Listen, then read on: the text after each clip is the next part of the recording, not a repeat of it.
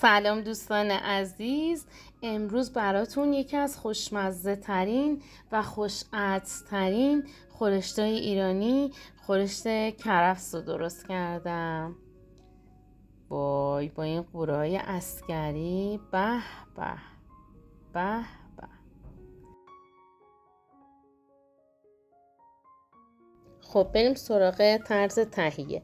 2 عدد پیاز متوسط رو نگینی خورد میکنیم.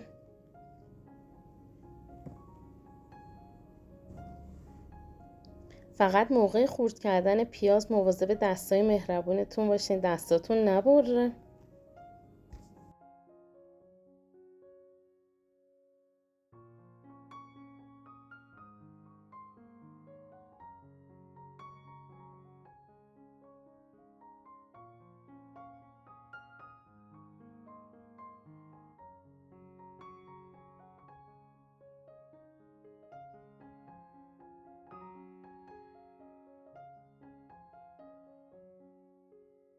خب بریم سراغ خوشمزه ترین قسمت خورشتا و غذاهای ایرانی، یعنی درست کردن پیاز داغ.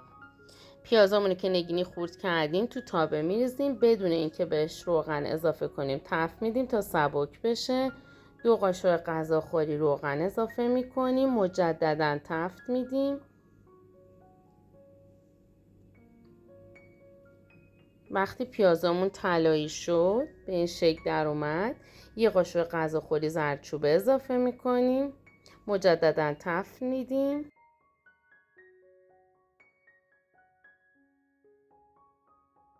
به به چه رنگی. خب 300 گرم گوشت گوسفندی رو که به صورت قیمه‌ای خورد کردیم داخل قابلمه میریزیم. بهش آب اضافه میکنیم. آب در حدی اضافه میکنیم که روی گوشتا رو بگیره. حرارت رو زیاد میکنیم، اجازه میدیم به جوش بیاد.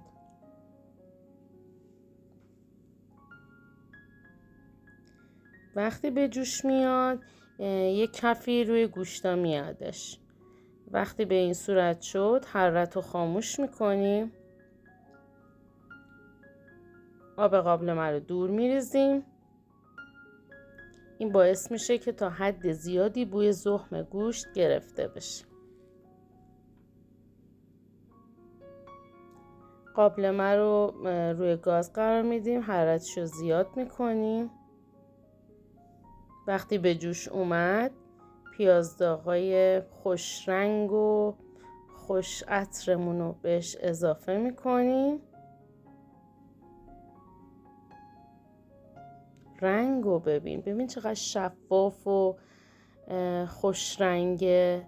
به خاطر اینه که اون کف گوشت رو گرفتیم باعث شده شفاف بشه. در قابلمه رو میذاریم. 1 ساعت اجازه میدیم با حرارت ملایم گوشتمون به همراه پیاز داغ بپزه. 1 ساعت که از زمان پخت گوشتمون گذشت 400 گرم ساقه کرفس و برگ کرفس رو که خورد کردیم اضافه میکنیم. 300 گرم سبزی قرمه اضافه میکنیم. معمولا برای خورشت کرفس از نعنا و جعفری استفاده میشه، ولی من از سبزی قرمه استفاده میکنم.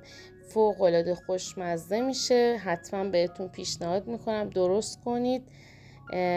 واقعا بی‌نظیره طعمش. در به قابلمه رو میذاریم. اجازه میدیم چند ساعت بپزه تا خورشتمون جا بیفته.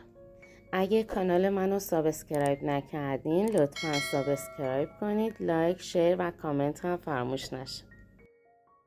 حدود 1 ساعت که به زمان انتهای پخت باقی مونده بود، حدود 2-3 قاشق قور عسکری به غذا اضافه میکنیم. 2-3 قاشق عصاره آب قلم. دستور عصاره آب قلم و این بالا براتون میذارم. حتما درست کنید. تو خورشتا، سوپا، آشاتون میتونید بریزید. فوق العاده مقوی و مغذیه. باعث لعاب هم میشه، به خورشتون لعاب میده. 1 قاشق غذاخوری نعنای خشک اضافه میکنیم. هم میزنیم.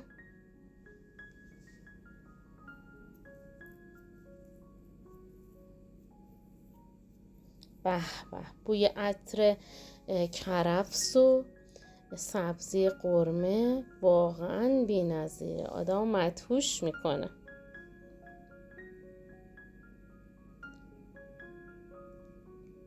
اجازه میدیم یه مقدار خورشتمون جوش بخوره.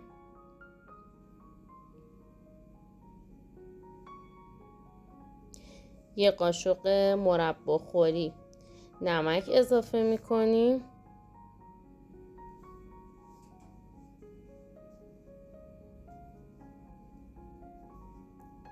هم میزنیم.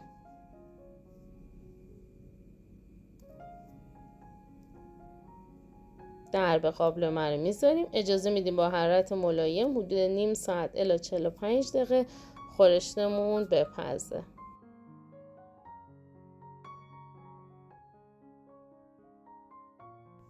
به به، خورشت کرفس بی‌نظیرمون آماده شد به همراه کت قالبی. به به، بی‌نظیره. طرز تهیه کت قالبی هم این بالا میذارم، میتونید برید ویدیوشو ببینید، حتما درست کنید. بی‌نظیره، چه عطر و بویی. به به.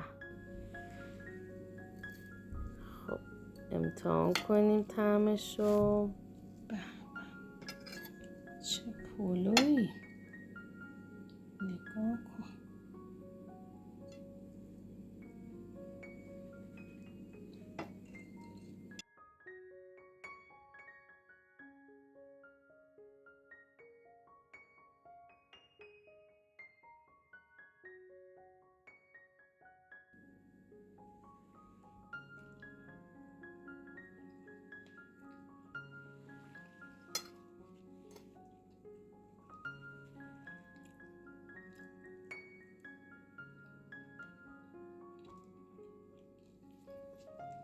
عالیه، خیلی خوشمزه است.